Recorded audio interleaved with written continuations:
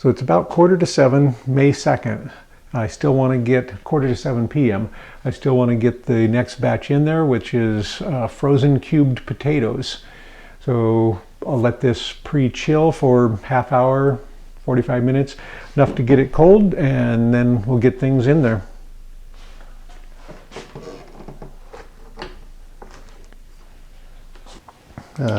Customize, and I could look at these to make sure everything's where I want it. Yep, 6 hours freeze, 9 hours final, and that's, especially for potatoes, that's probably more than necessary, but I can check with the thermometers. If they're up to temperature, I can stop them earlier.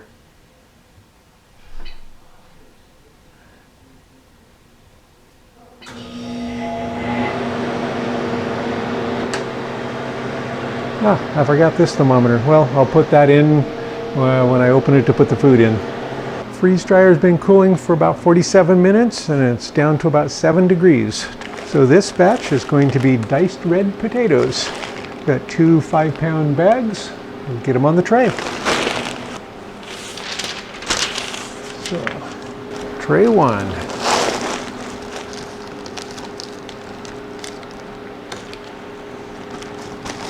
And it looks like they're nicely done. Yeah.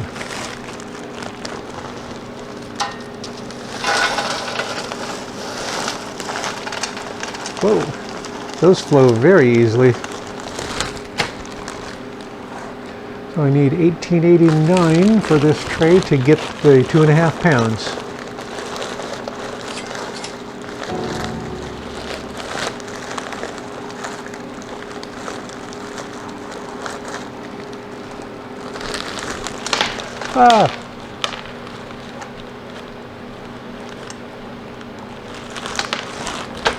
Yep.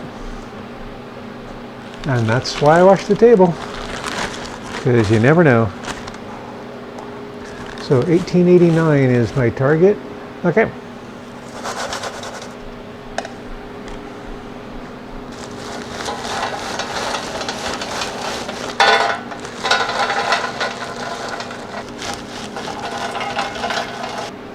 Nice. So trying to level them out a bit so that they'll dry more evenly and they'll fit.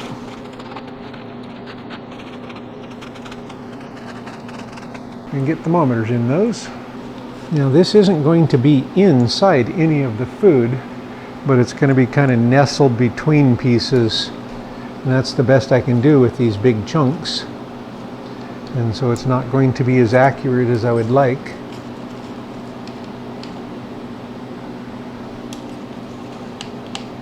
Freeze dryer has been cooling for an hour now. It's down to -1. It's definitely time to put the food in. So the potatoes are on the tray. I'll wheel them over and I'll get them in. And I'll get this thermometer back in underneath.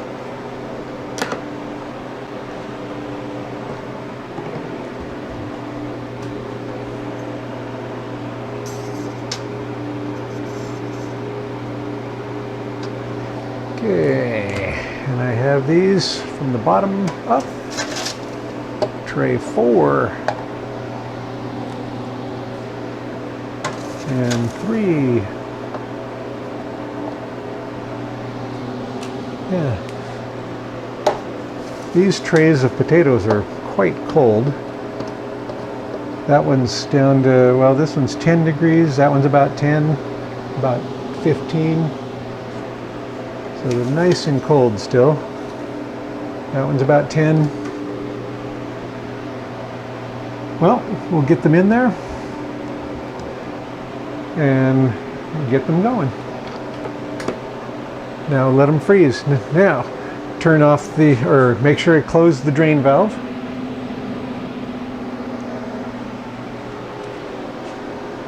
And make sure the seal all the way around. Okay. There's a spot right there that I'm not seeing the ring. I'm going to use my little palette knife, go in there and just give it the little teeny twist. All right, now I see a ring all the way around it. If you don't, sometimes it'll frost up around the seal and it's a little harder to for it to seal when it starts the vacuum. Dun dun dun. So it's currently using 295 or 297 watts.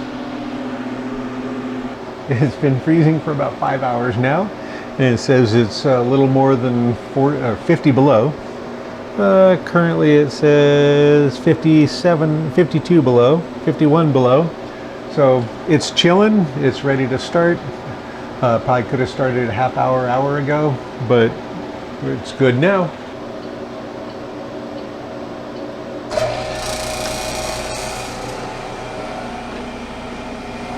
The freeze dryer finished about 5 hours ago, but I wasn't up or here, so I'm going to weigh it and then put it back in for a couple hours to rewarm and to make sure that the weight drop has stopped.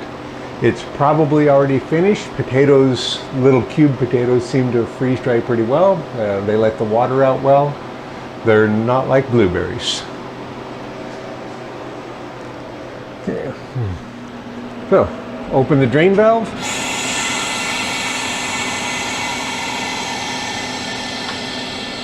Then I'm going to go ahead and close the drain valve right now so I don't forget. I'll pop the door open.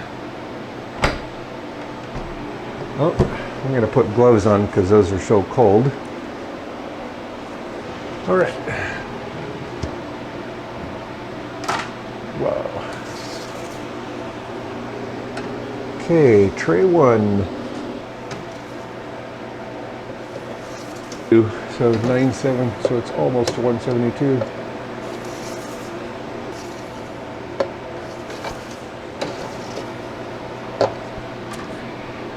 That is freaking cold.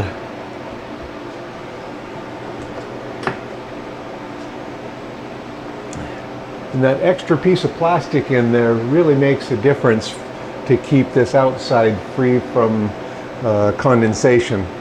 But it's not very humid here, so it'd probably be a lot worse in really humid places like Georgia. Just saying. Okay, so drain valve's closed. Going to add more time. More dry time. Valve is closed. And we'll come back in a couple hours and take care of it. A little less than 2 hours later, and I'm back to check it. All right, it's pre-warmed. I'll go open the drain valve and then open the door and we'll get them out and check them. Oh, and I left the machine running just in case it does need more time. It'll stay cold and ready to go and keep the time on there.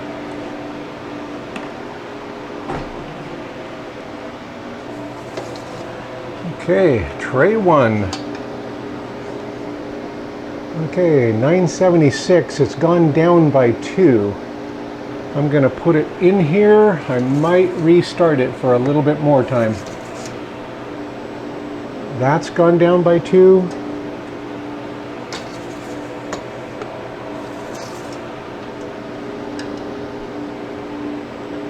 That one's gone down by 2.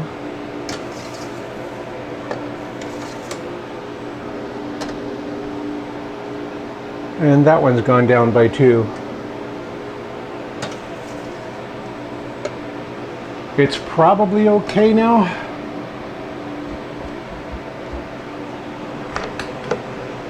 So each tray's gone down by 2. So that's 8 grams more have been lost in that 2 hours, or hour and 50 minutes.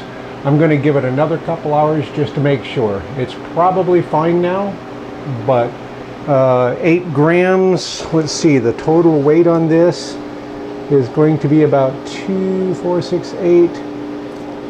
It's going to be a little over 800 grams, I think, total. So that's still 1% of water by weight. I'm going to give it a little bit more time to make sure. All right, so close the drain valve.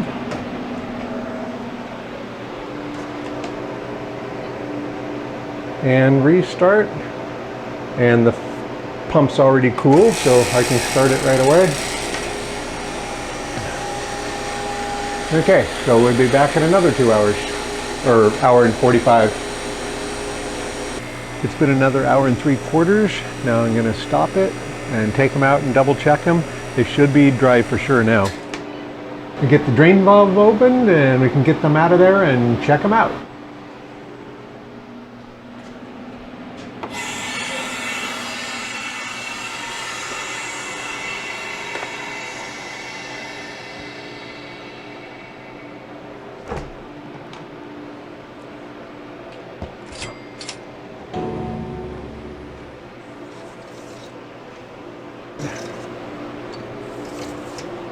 So that one has not changed.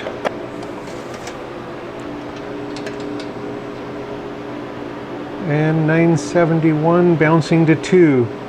All right, so that one stayed pretty close to the same, within a fraction. So I'm gonna go ahead and press the no defrost button and finally make it quieter in here. Okay, I'll get the defrost fan in there. So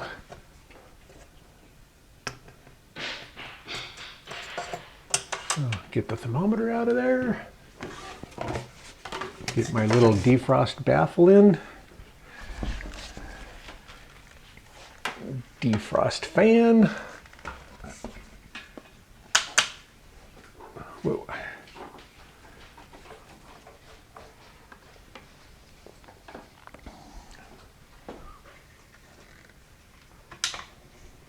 Potatoes are all out.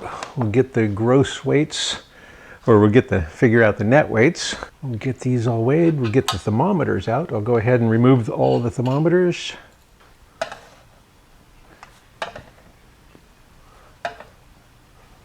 The diced red potatoes are done. Going to get them bagged now. I plan on doing 10 bags, 1 pound each, 1 pound before dried, and that works out to 84.6 grams after it's dried. Is 846 grams of potatoes are left out of 10 pounds. So it's a couple of pounds of potatoes left. It's 3,723 grams of water removed. So we'll get them bagged, put oxygen absorbers, and get them sealed. So I'm using 1 quart bags, got them pre-labeled. This is batch 5 of this series, 505 for me. That's the date that it went into the freeze dryer. So May 2nd it went into the freeze dryer. Today is May 4th. It's almost 1:30 p.m. I'm going to use the other scale for the bags. So I use the quart bags mostly because I think it's a good fit for what we're using the food for.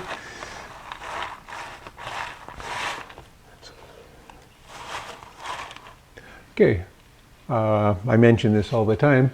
So I wipe down the table with disinfectant wipes after each batch to make sure that it's clean. I wipe it down before I start because I know I'm going to spill some food on it. Okay, so we're after 84.6 grams per bag. And hopefully that much will fit in here because I didn't test it ahead of time.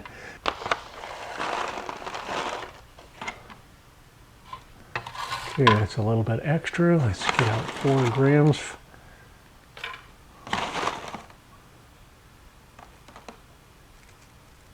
Oops.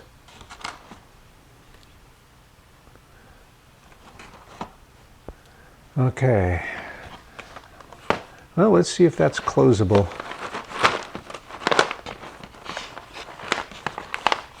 Okay, that'll work.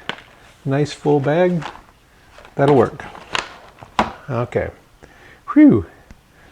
I was worried about that one.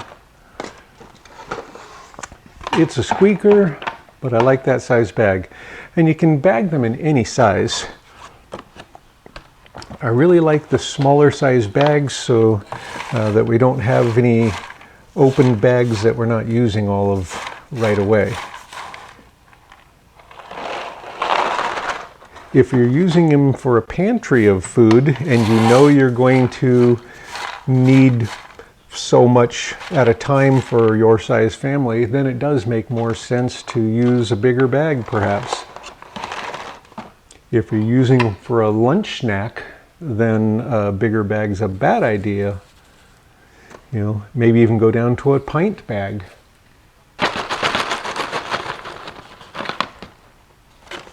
And put this on the next tray.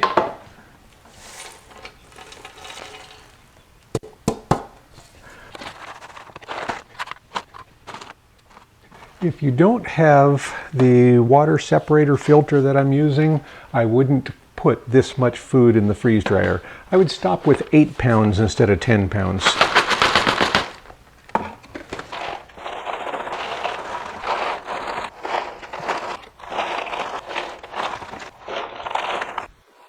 Got the oxygen absorbers. Going to put oxygen absorbers in each one of them. I'm using 300cc ones. These are all quart bags. Oh, I'm going to just kind of try to tuck them down the side just a little bit so they won't get caught in the zipper when I close the bag.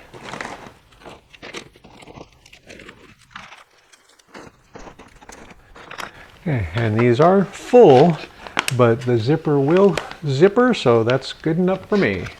And I can kind of shake them down a little bit if I need to.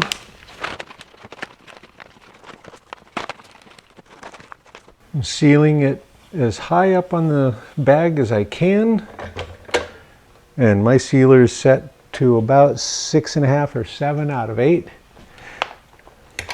Okay, and the first bag in a set I like to do twice to make sure that it's up to temperature, because this is a pretty heavy aluminum piece under here, so it needs some extra heat, I think.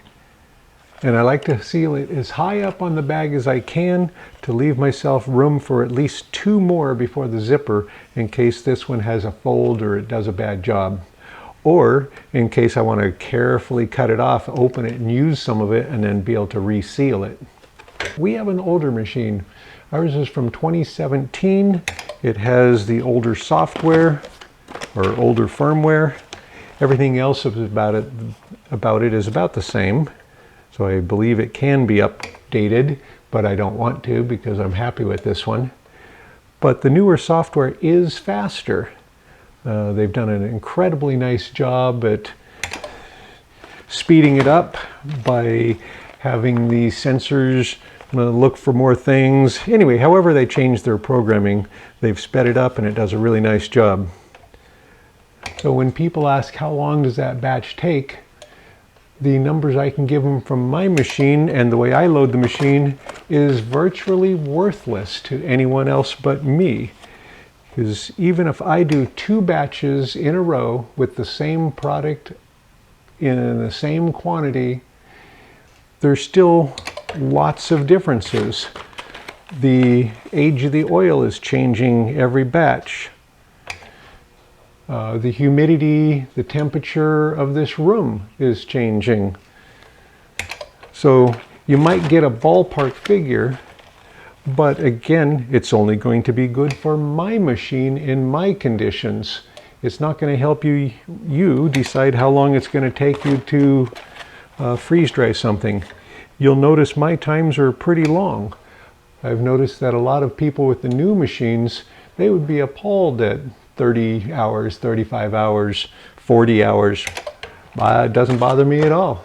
It's not like I have to push the machine up a hill for that whole time. I press the button, I walk away, I come back later. It takes care of it. It's not a big deal. The faster machine, of course, does use less power, and so that's good. But the information for how long it takes to do that batch isn't going to be very useful. It's not going to translate for the most part to other people's machine. If you've bought a small machine, a large machine, I have a medium machine. If you live in a hot, humid area, I live in a cooler area. Well, at least this basement never gets more than about 75 degrees on the hottest time of the year, and I can cool it if I need to. I'm not in the same conditions as yours, so the dry times aren't going to be the same. And for this series, I am trying to put 10 pounds in each load, which is absolutely maxing out the machine on virtually every load. 10 pounds of shredded cheese, that's probably not going to overload it at all because there's so little water in it. But 10 pounds of eggs, that's, well, and I used 11 pounds, that really overloads it, or loads it to the max. These potatoes, that loaded it pretty close to the maximum. What was the other one? Peaches?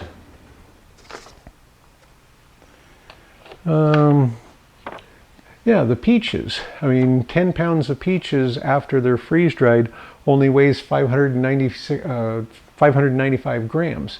There's a lot of water in 10 pounds of peaches. So it makes a big difference on what you're drying and how much. I am trying to push this to the absolute limit, and if you didn't have the, or if we didn't have the oil separator and constant filtration system, this wouldn't work very well. The oil would be saturated with water every single batch. In fact, maybe before the batch is done. So it wouldn't be doing well. And yeah, so having that filter system's made a huge difference on how much we can put through it. So before I put these in the bins, I want to put a gross weight on each bag, so in case the bag ever has a catastrophic failure and is allowing water to come in, moisture to come in, I'll be able to know just by weighing the bag. I won't have to open it and check the product. If this says 111 or 112 grams, if I put it on here and it said 115 grams, 117 grams, I would know that moisture has gone into that bag. That would be a very bad thing. So I just like to add that. It's certainly not a necessity, but it also cost me virtually nothing to accomplish it. Putting the red frozen potatoes, bin 1, and 10 bags. So I'll add that to it, so then it'll be findable again later.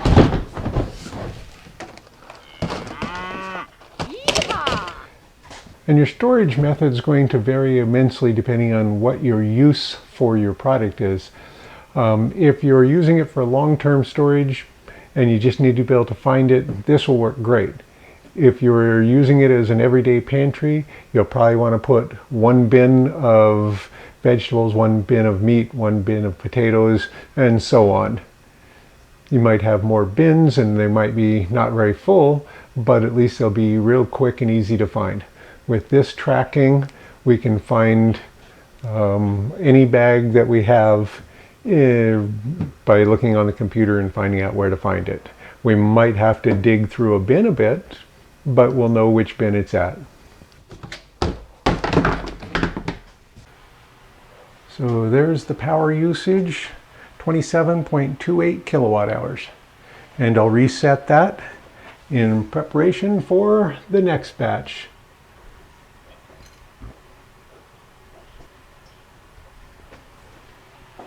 And the 3.5 watts, that's what the display and electronics takes from the harvest rate.